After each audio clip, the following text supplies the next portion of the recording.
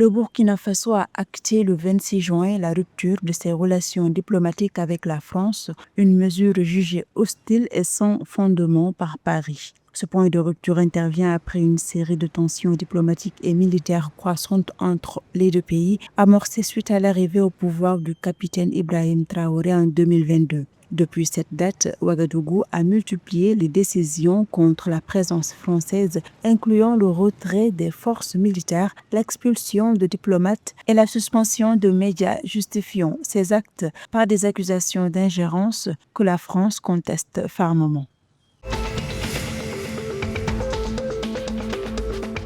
La Banque mondiale a débloqué une enveloppe de 91 milliards de francs CFA pour soutenir l'emploi et renforcer la résilience au Bénin, en Côte d'Ivoire et au Togo. Ces fonds permettront de poursuivre le projet de cohésion sociale COSO dans les régions vulnérables face à la pauvreté, au dérèglement climatique et aux menaces sécuritaires sahéliennes. Concrètement, le projet prévoit de financer plus de 2200 initiatives communautaires et de créer 52 000 emplois directs et d'accompagner 600 entreprises locales en privilégiant l'inclusion des jeunes et des femmes.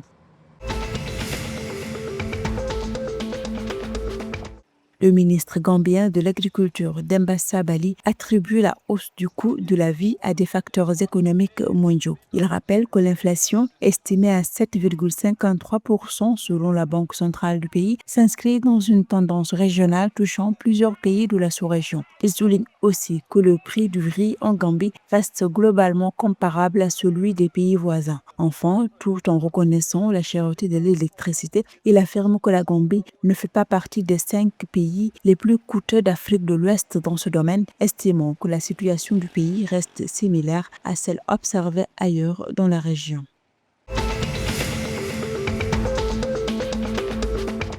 Le premier ministre bissau-guinéen, Ilidio Vierate, fait de la jeunesse une priorité de l'agenda de l'exécutif de la transition. Il plaide pour un investissement stratégique destiné à renforcer l'inclusion socio-économique et institutionnelle des jeunes qu'il considère comme une condition essentielle du développement durable du pays. Il a réaffirmé qu'aucune nation ne peut progresser sans des politiques ambitieuses et ciblées en faveur des jeunes.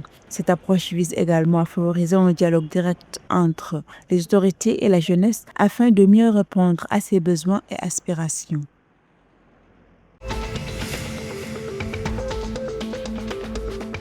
Le Sénégal a officiellement validé sa qualification pour les 16e de finale de la Coupe du Monde 2026. Malgré un début de tournoi compliqué, les Lions ont décroché leur billet grâce à une large victoire face à l'Irak par le score de 5-0 le 26 juin, combiné au match nul entre l'Égypte et l'Iran, 1 but partout, et aux autres résultats des groupes. Troisième du groupe I avec 3 points et une différence de but de +2, les Lions figurent parmi les meilleurs troisièmes et poursuivent ainsi leur aventure dans la compétition. Cette qualification constitue une nouvelle étape importante pour le Sénégal en Coupe du Monde après l'exploit de 2002 où le Sénégal était en quart de finale et le parcours jusqu'en 8e de finale en 2022.